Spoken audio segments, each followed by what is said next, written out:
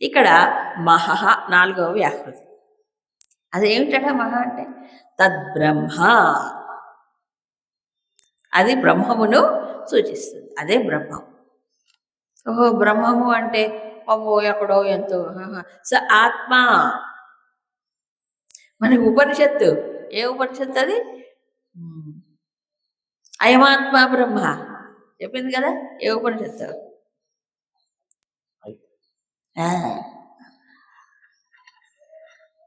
నాలుగు ఉపనిషత్తులు, నాలుగు మహావాక్యాలు చెప్పాయా? అందులో తత్వమసి మహావాక్యాన్ని చెప్పింది ఏంటి? చందం. ఏంటి? మాండుక్యం. అయమాత్మ బ్రహ్మ ఎక్కడుంది? మాండుక్యంలో వచ్చింది. ఇప్పుడు చూడండి, అది మహః, అది బ్రహ్మము అని చెప్పాడు. ఇప్పుడు స ఆత్మ, అది ఆత్మే, ఎక్కడో ఏదో వేరుగా లేదు. కాబట్టి అయమాత్మ బ్రహ్మ అంటే ఇక అది అర్థం అక్కడే వచ్చింది. ఈ ఆత్మే బ్రహ్మం అన్నాడు ఇక్కడ. ఆ ఆత్మ ఇది తద్బ్రహ్మ స ఆత్మ. ఆత్మ అంటే ఏంటి? శంకర్ల వారు ఇక్కడ చెప్తారు, ఆత్మ అంటే ఆప్నోతే వ్యాప్తి కర్మణ. అంటే ఏంటి? అంతటా ఉన్నది, అంతటా వ్యాపించి ఉన్నది, అది ఆత్మ. మన ఆత్మ అనగానే వెంటనే లోపలే ఉన్నది అనుకుంటాడు. లోపలే కాదు, అంతటా వ్యాపించి ఉంది. అంతటా అంటే నీ కంటికి కనిపించే దృశ్యమానమైన ప్రపంచమే కాదు, కనిపించనిది కూడా ఉంది. అందుకే బ్రహ్మము అన్నాడు. బ్రహ్మం అంటే ఏంటి? బృహతే, ఎంత పెద్దదో, ఈ విశ్వము కంటే మించినటువంటి బ్రహ్మాండస్య బహిర్వ్యాప్తం. ఒక ఉపనిషత్ స్థుతిలో చెప్తాడు, రాముడు ఎవరు అంటే బ్రహ్మాండస్య బహిర్వ్యాప్తం. ఎవరు? ఈ మొత్తం బ్రహ్మాండానికి బయట కూడా అంతటా వ్యాపించినటువంటి ఆయన రాముడు, రామతత్వం అది. అలాగే భగవంతుడు ఎవరిప్పుడు? మహా స ఆత్మ, తద్బ్రహ్మము, బ్రహ్మమే ఇక్కడ ఆత్మగా ఉన్నది.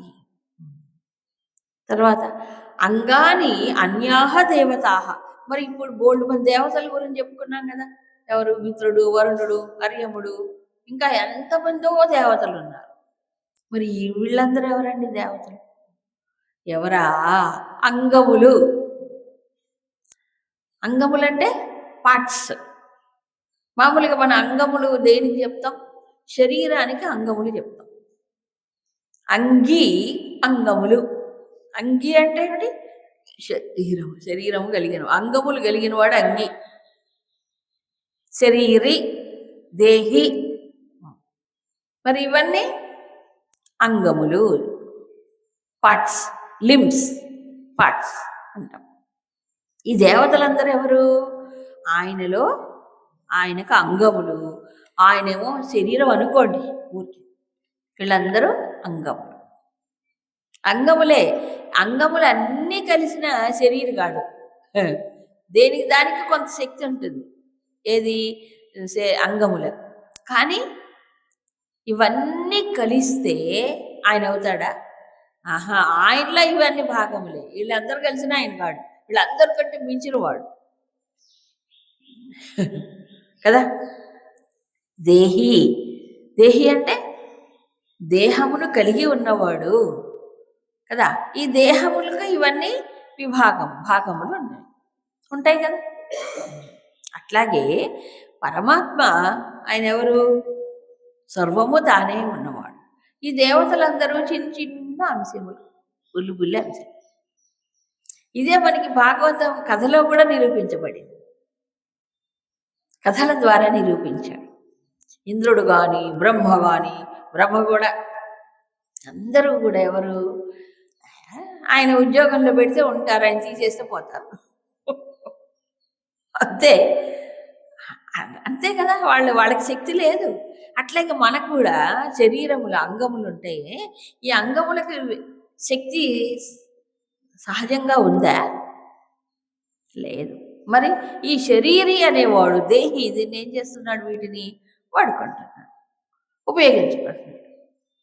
వాటంతట అవి వాడికి శక్తి లేదు. అట్లాగే భగవంతుడు, పరమాత్మ బ్రహ్మము ఆయన. వీళ్ళందరూ ఎవరు?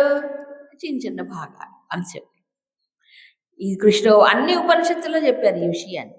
అందుకే భగవద్ ఉపాసనలో మీరు రాముడు కానీ కృష్ణుడు కానీ దేవి కానీ ఉపాసనలు చూసినప్పుడు సర్వదేవతా స్వరూపుడిగా ఉపాసన చేయాలంట. ఇప్పుడు రామోపాసన చెప్పిన రామోపనిషత్తుల్లో అదే సూచించారు, కృష్ణోపనిషత్తులో అదే సూచించారు, దేవి ఉపనిషత్తులో అవే సూచించారు.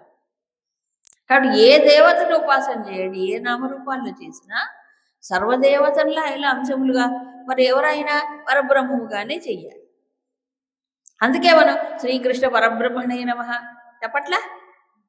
శ్రీకృష్ణ ఆయన శ్రీకృష్ణ పరబ్రహ్మం, శ్రీరామ చంద్ర పరబ్రహ్మం అని చెప్తుంటాం. అలాగా కాబట్టి బ్రహ్మము బ్రహ్మం అనగానే అదేదో మనకు అందరిది కాదు, ఆత్మగా సర్వవ్యాపకమై ఉంది. ఆత్మగా సర్వవ్యాపకమై ఉన్నాడు.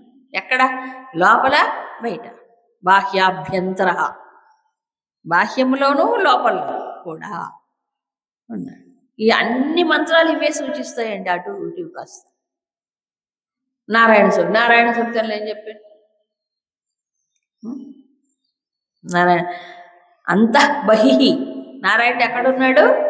అంతః బహిః, లోపల. కాబట్టి భగవంతుడు ఉపాసన చేయడం అంటే ఏంటి? ఇప్పుడు ఆయన ఎక్కడో నారాయణ అంటే వైకుంఠంలో ఉన్నాడని కాదు. ఈ వేద సూక్తాలు కూడా ఇవే చెప్తున్నాయి.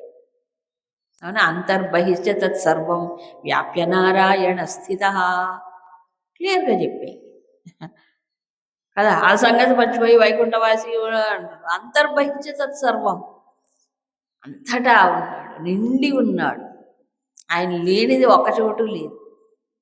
ఇవి మనకి పురాణములు కానీ ఇతిహాసములు కానీ వేద సూక్తములు కానీ ఇదే చెప్పి. అందుకే మహా అన్న తద్బ్రహ్మము అన్నాడు.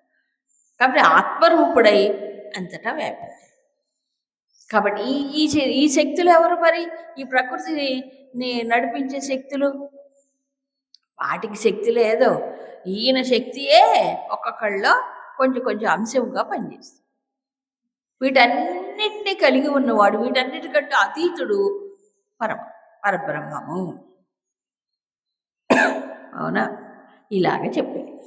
కాబట్టి మహా అనేటువంటి వ్యాహృతి ద్వారా ఎవరిని సూచిస్తున్నారు ఇక్కడ? పరబ్రహ్మమునే సూచిస్తున్నారు. ఇది తెలుసుకోవాలి. చూసారా? ఇది తెలుసుకోవాలి. తెలుసుకోవాల్సింది ఏమిటి? ఇదే. అయితే ఇక్కడ మహాచముడు అనేటువంటి వాడు ప్రవేదయతే, దీన్ని బాగా తెలుసుకున్నాడు అని చెప్పారు. ఆయన ఒక ఋషి పుత్రుడు. ఆయన అంటే ఈ బ్రహ్మతత్వమును ఎదిగిన వాడై ఉన్నాడు. అలాంటి వాళ్ళకి తెలుస్తుంది. ఇప్పుడు ఈ కర్మకాండలో చెప్పినటువంటి విషయం ఇక్కడ ఉపాసన చెప్తున్నారు.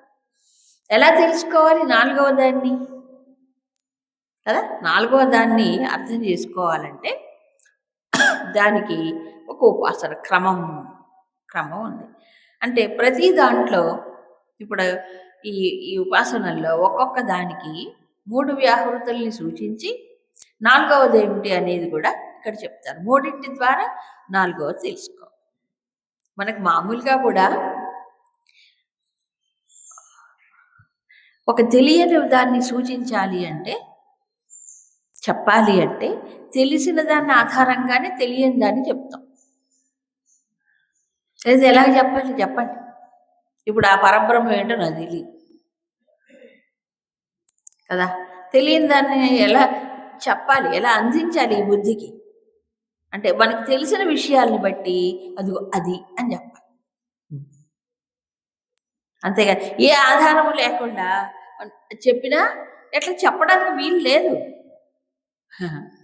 అందుకు కాబట్టి ఇవన్నీ ఈ ఉపాసన అన్నిట్లో ముందు తన లోపల తన బయట మనం అధికరణములు చదువు పంచస్వధికరణేషు 2వ అనువాకంలో చెప్పుకున్నాం.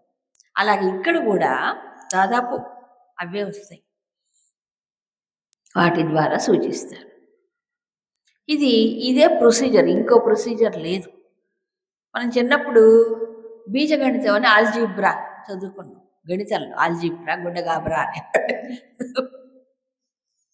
ఈ ఆల్జిబ్రాలో మెయిన్గా ఉండేది ఈక్వేషన్స్ అని ఉంటాయి. సమీకరణములు అంటారు తెలుగులో. ఈక్వేషన్స్ ఈక్వేషన్స్లో ఒక రకరకాల ఈక్వేషన్స్ ఉంటాయి. వీటిల్లో అన్నీ ఒక రకంగా ఉండవు. అవునా అవునా కదా? ఏం చెప్తారు దీంట్లో? తెలిసినవి కొన్ని, తెలియని దాన్ని ఎక్స్ అంటాడు. అంటాడా? తెలియని దాన్ని ఎక్స్ ఎలా చెప్తారు? ఏ ప్లస్ బి ఇంటూ ఏ మైనస్ బి ఏదో సమీకరణం చెప్తారు. ఓ సూత్రం దానికి ఉంటాయి. చెప్పి ఏ అంటే ఏంటి, బి అంటే ఏంటో చెప్తాడు. సి ఏం చేయాలి? ఇప్పుడు మనం సిని తెలుసుకోవాలి. దేన్ని బట్టి? ఈ ఈక్వేషన్ బట్టి ఏకి బికి విలువలు దానికి అప్లై చేసి తెలుసుకోవాలి. ఆ తెలియని దాన్ని ఎక్స్ అంటాడు, వై అంటాడు, జెడ్ అంటాడు, సి ఏదో ఒక పేరు పెట్టుకుంటాడు. అంతే. ఏ సైంటిస్ట్ అయినా ఎవరైనా తెలిసిన డేటాని బట్టి కొంత పరిశోధన చేసి ఇది అని తెలియని దాన్ని వెల్లడిస్తాడు. అదే కదా సైంటిఫిక్ ఇన్వెస్టిగేషన్స్లో జరిగేది. అదే కదా జరిగేది. అట్లాగే మనకు తెలిసిన కొన్ని అంశములు చెప్తాడు. దీనికంటే సూక్ష్మమైంది అదొకటి ఉంది అని సూచిస్తాడు. ఇక్కడ మహా అనేది ఈ వ్యాహృతి పరమాత్మని సూచిస్తుంది. తద్బ్రహ్మ. అయితే ఈ తద్బ్రహ్మ అనగానే ఏ లోకంలోనో ఎక్కడో ఎప్పుడో ఉన్నది పొందేది కాదు అని చెప్పడానికి స ఆత్మ అన్నాడు. ఆత్మ అంటే బాహ్య అభ్యంతరముల్లో నీకు అతి సమీపములో నీవుగా ఉన్నది, నీ లోపలే బయట ఉంది అంటానికి ఆత్మ అన్నాడు కదా. కాబట్టి ఈ రెండింటి యొక్క ఏకత్వాన్ని ఏది ఆత్మ పరమాత్మ ఏకత్వాన్ని చూపించేదే ఉపనిషత్తు. అంతే కదా. అది చెప్తున్నారు. ఇప్పుడు చూడండి మనకి ఏ రకంగా 5 అధికరణములు 5 సందుల గురించి చెప్పారో ఇక్కడ కూడా దాదాపు అలాగే ఉపాసనలు చెప్తున్నారు. ఇందులో 3 చెప్పి 4వది మహహ అంట. ప్రతి ఉపాసనలో అదే వస్తుంది. ఏమన్నారు చూడండి. భూరితి వా అయం లోకః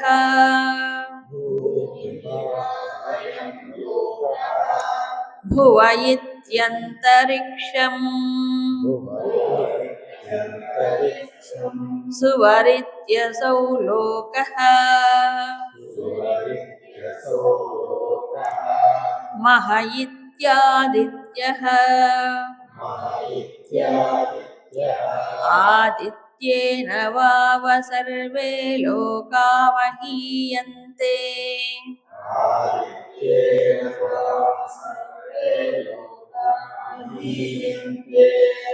ఇక్కడ వరకు ఒకటి. మళ్ళీ ముందుకెళ్ళండి. భూరితి వా అయం లోకః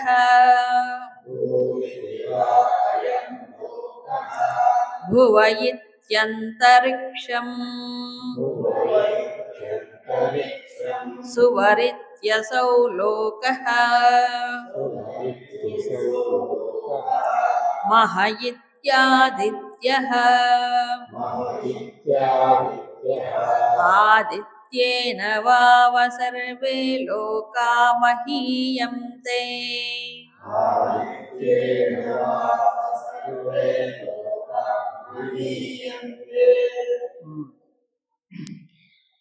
మూడు. అయం లోకః, అంతరిక్షం, అసౌ లోకః. మనకి 3వ అనువాకములో సందుల గురించి చెప్పారు. దాంట్లో ఏం చెప్పారు? పృథివీ చెప్పారు. పృథివీ పూర్వరూపం, జౌరుత్తర రూపం, ఆకాశ సంధి అలా ఒకటి చెప్పుకుంటూ వచ్చారు. అలాగే ఇక్కడ అయం లోకః భూరితి వా అయం లోకః. ఇక్కడ భూ అంటే పృథివీ అనే కాదు, ఒట్టి భూమి అని కాదు. ఇక్కడ ఏం చేయాలి? అయం లోకః అన్నారు. భూ అనే వ్యాకృతి ఈ లోకాన్ని చూసి అయం అంటే ఇది, అంటే నా చేత గుర్తించబడేటువంటి లోకం అయం. నేను గుర్తిస్తున్నాను దాన్ని. దేని ద్వారా? పంచేంద్రియముల ద్వారా గుర్తించబడే లోకం అంతా భూహు, ఒట్టి భూమి కాదు, ఇంకా లోతైన విషయం. భూమి అంటే ఏంటి? మనం నిలబడడానికి, మన ఇళ్ళకి వాటికి ఆధారంగా ఉండే ఓ శక్తి. భూమి అనేది ఓ శక్తి. ఇక్కడ ఇంకా విశాలమైన అర్థం చెప్తున్నారు. భూమి అంటే ఏంటి ఇక్కడ? ఈ అయం లోక, ఈ లోకాన్ని సూచిస్తుంది. ఏ లోకం అండి? ఈ లోకం అండి. ఈ లోకం అంటే ఏంటి? నేను అనే జీవుడు, అవునా, చూసేటువంటి లోకం, గుర్తించే లోకం. ఏంటా లోకం?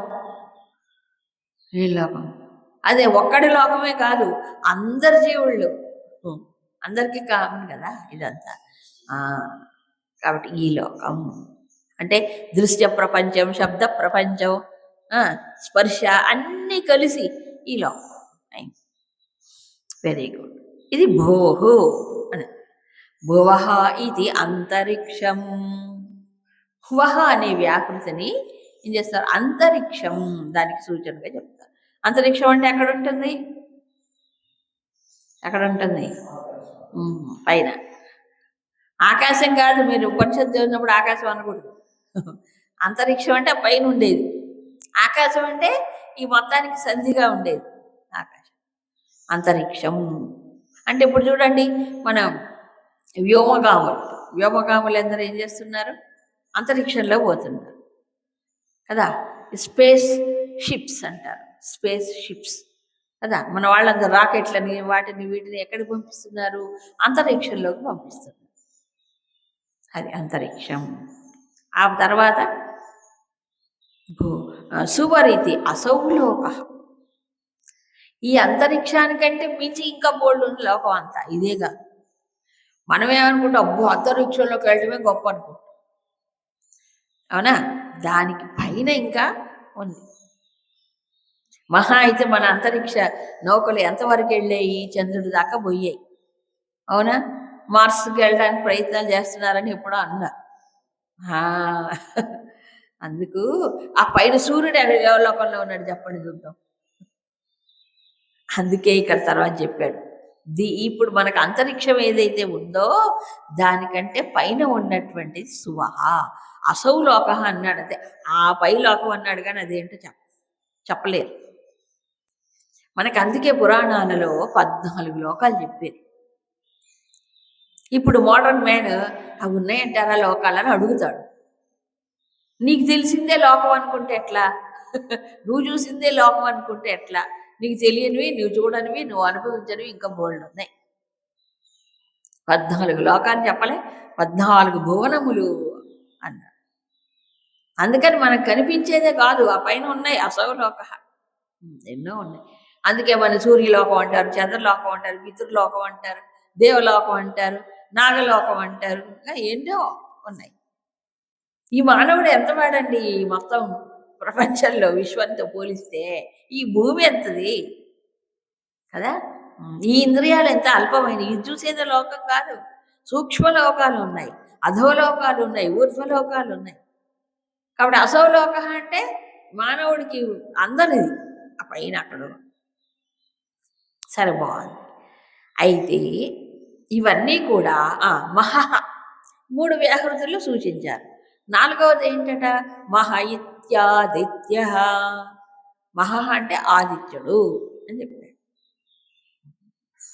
ఎవరండి ఆదిత్యుడు? ఆదిత్యేన వా సర్వే లోకా మహీయంతే. ఈ ఆదిత్యుడు వల్లనే అన్ని లోకములు మహిమను పొందుతున్నాయి. ఆదిత్యుడు లేకపోతే ఈ లోకాలేవి మహిమను పొందవు, వెలగవు. వెలుగే లేదు, చీకటి మహిమ అయిపోవట్లా. ఒక్క ఆదిత్యుడు వల్ల ఈ లోకాలు. ఏ లోకాలు? అసౌలోక, అంతరిక్షం, తర్వాత అయం లోక.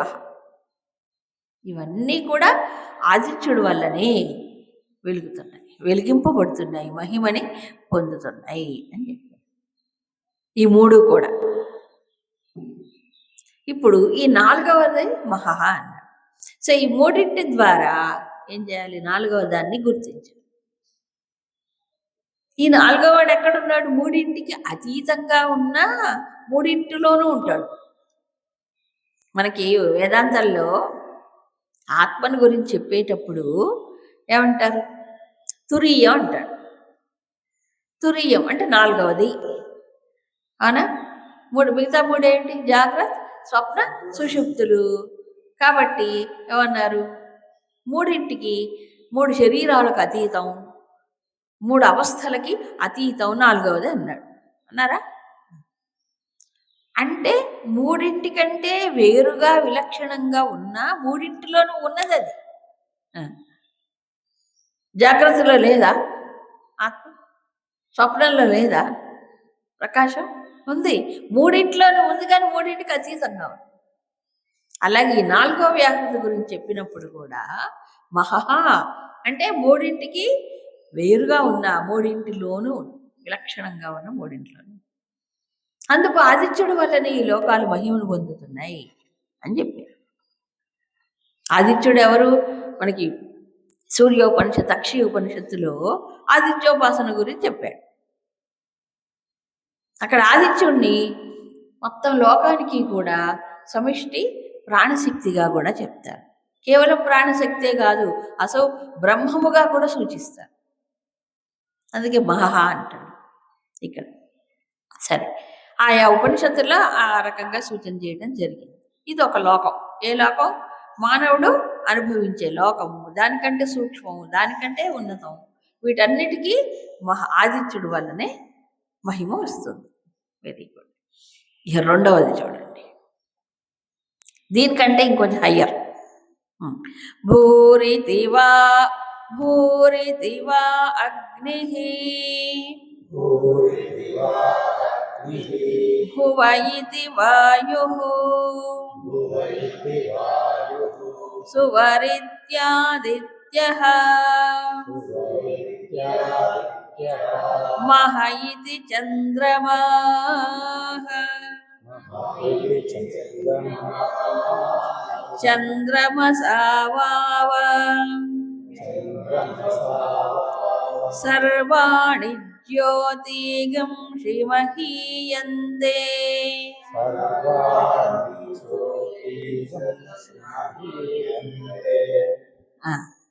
మళ్ళీ వెనకెళ్ళండి ఒకసారి. భూరితివా అగ్ని భువ ఇతి వాయు సువరిత్యాదిత్యః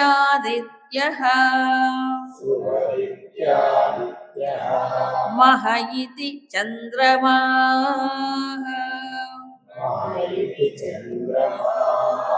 చంద్రమసావావ సర్వాణి జ్యోతిగంషి మహీయంతే.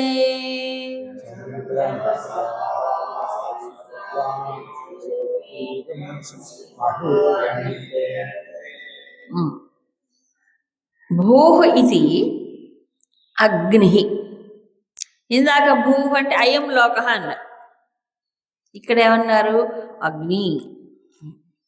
భువ, ఇదంతా ఒక్కొక్క బీజాక్షరంతో ఒక్కోదాన్ని సూచిస్తున్నారు.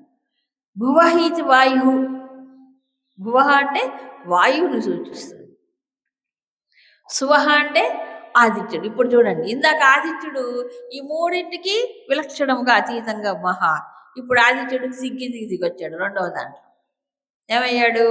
అగ్ని, వాయువు, మహా. ఇప్పుడు భువ సువహ అంటే ఆదిత్యుడు అన్నాడు. వీళ్ళ ఈ మూడింటికంటే మహా ఉందొకటి. ఆ మహా అనేది ఇక్కడ చంద్రమాహ అన్నాడు. ఇది షాక్ మనకి. మూడింటికి కంటే అతీతముగా, మూడింటికి మించినది ఎవరు? చంద్రుడు. చంద్రమసావావ సర్వాణి జ్యోతిగంషి మహీయంతే. ఇది కొంచెం కోరుకోడు పడదు ఇక్కడ మనకి. చంద్రుడు వల్లనే ఈ జ్యోతులన్నీ, జ్యోతిగంషి అంటే జ్యోతులన్నీ, వెలుగు అన్నిటికీ మహిమ వస్తుందంట చంద్రుడి వల్లనే. మామూలుగా మన సైన్స్ ఏం చెప్తుంది? సూర్యుడి యొక్క ప్రకాశం, సూర్యుడు స్వయం ప్రకాశకుడు. చంద్రుడు అంటే ఆయనకి ప్రకాశం లేదు. సూర్యుడి ప్రకాశం చంద్రుడి పైన పడి అది మనకి ప్రకాశంగా వస్తుంది అని చెప్తారు. ఈ చిన్న ఉపగ్రహమే అంటారు. ఇప్పుడు ఇలా చూసినప్పుడు, మనకు తెలిసినటువంటి సైన్స్ దృష్టిలో చూసినప్పుడు ఇది తప్పు అనిపిస్తుంది. సూర్యుడి వల్ల చంద్రుడి ప్రకాశం వస్తుంది. ఇక్కడ ఏమంటున్నాడు, ఆదిత్యుడి కంటే 4వ వాడు చంద్రుడు. మహీతి చంద్రమా చంద్రమసహ భావ సర్వాణి జ్యోతిర్గంషి మహీయంతే. చంద్రుడి వల్లనే జ్యోతులన్నిటికీ మహిమ వస్తుంది అంటాడు. అవునా? కాబట్టి ఈ రకమైన స్టేట్మెంట్ ఉపనిషత్తుల్లో కనిపిస్తే మన అనుభవానికి, మనకు తెలిసిన జ్ఞానానికి విరుద్ధంగా కనిపిస్తుంది. కాబట్టి అక్కడ అర్థం వేరే అర్థం అయ్యి ఉండాలి. సామాన్య అర్థం తీసుకుంటే పొసగదు, అర్థం కాదు. కానీ ఇక్కడ చంద్రుడి యొక్క అర్థం వేరు. మనకు తెలిసిన చంద్రుడు ఆ పైన వెలిసి చందమామ కాదు. అవునా? చందమామ రావే జాబిలి ఆ చంద్రుడు కాదు, ఇంకే చంద్రుడేదో. మనకి పురాణ ఇతిహాసాల్లో చూసినప్పుడు మామూలుగా కూడా చంద్రలోకం అని ఒకటి ఉంది. కొంతమంది చంద్రలోకానికి వెళ్తారు. ఇప్పుడు అట్లా అనుకుంటే మనం కొన్ని సంవత్సరాల క్రితము రాకెట్లో చంద్రలోకానికి వెళ్ళారు కదా, మరి వాళ్ళకి ఏం కనిపించింది చెప్పండి? అదొక లోకం. మామూలు వాళ్ళ మట్టి రాళ్ళు తీసుకొచ్చారు అంతే. ఏ జీవుడు కూడా అక్కడ కనిపించలేవాడు. మరి చంద్రలోకం మన పురాణంలో చెప్పిన చంద్రలోకం ఇది ఒకటి కాదు. అట్లా అంట అంతేగా. వీళ్ళు చూసేది ఎంత చూసి ఉంటారు మహా ఇది. అవునా? అందుకని ఇవన్నీ పురాణాల్లో అంత పుక్కిడి పురాణాలు అనుకోకూడదు. కాదండి, సూక్ష్మమైన విషయాలనే వాటిల్లో కథల రూపంలో సూచించారు అంతే. కాబట్టి మన కంటికి కనిపించేదే సత్యం అనుకోకూడదు, సూక్ష్మమైనవి ఉన్నాయి. అందుకని ఇక్కడ ఏమన్నారు, చంద్రుడి వల్లనే ఈ జ్యోతులన్నిటికీ వెలుగొస్తుంది. ఏ జ్యోతికి? సూర్యుడికి, అగ్నికి, వాయువు అన్నాడు. వాయువు కూడా వాయువు జ్యోతే నిజానికి. వాయువు జ్యోతి కాదు కదా, కానీ ఇక్కడ చెప్పాడు. సరే, కాబట్టి ఇక్కడ అర్థం ఇంకోటి ఏదో ఉంటుంది. తర్వాత 3వ భూరితి వారిచః భువ ఇతి సామాని సువరితి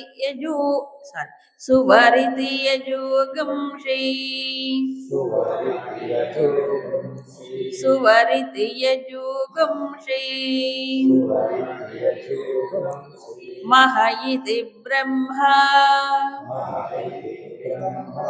బ్రహ్మణా వావ సర్వే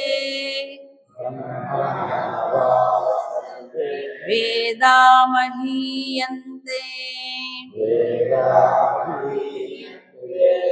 మళ్ళీ వెనక్కి.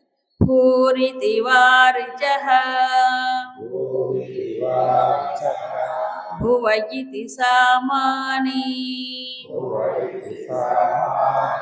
సువరితి యజోగంషి మహయితి బ్రహ్మ బ్రహ్మణా వావ సర్వే వేదామహీయంతే.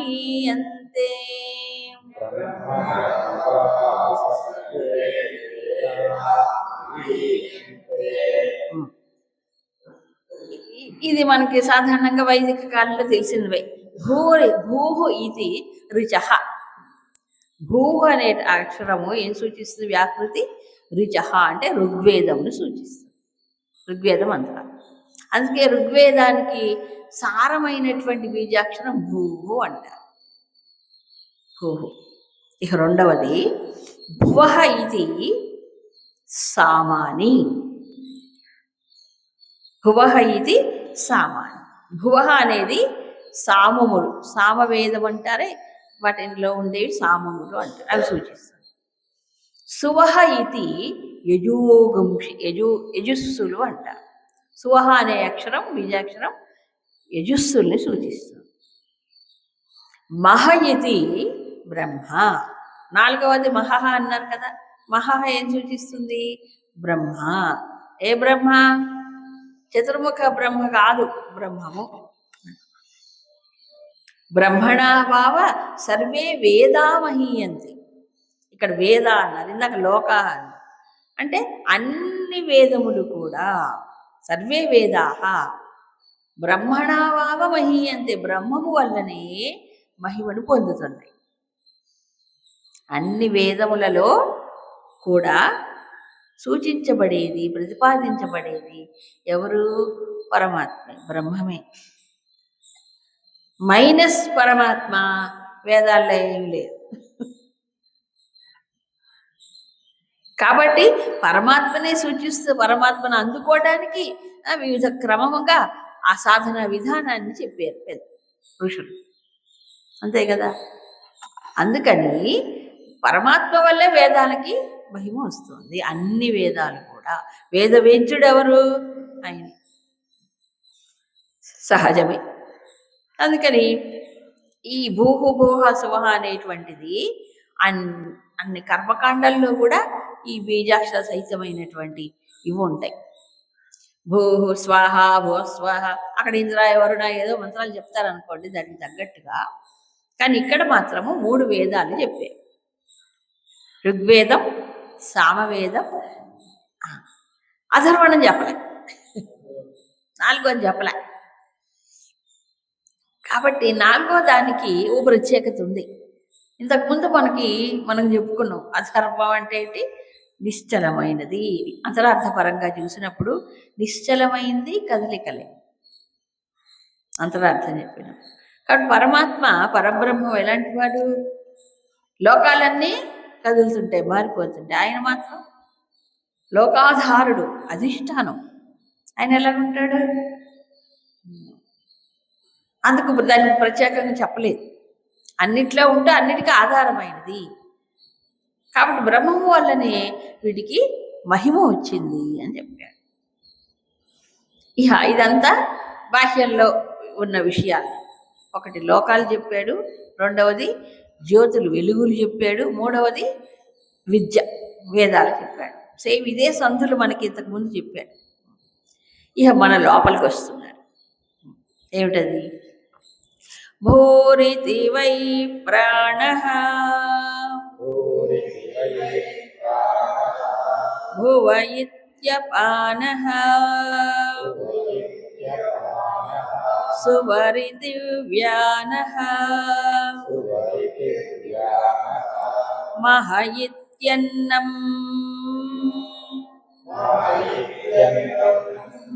అన్నేన వావ సర్వే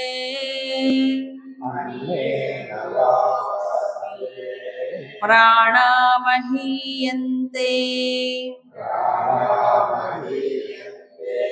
భూరితి వై ప్రాణః భువ ఇత్యపానః సువరితి వ్యానః మహ ఇత్యన్నం అన్నేన వావ సర్వే ప్రాణామహీయంతే.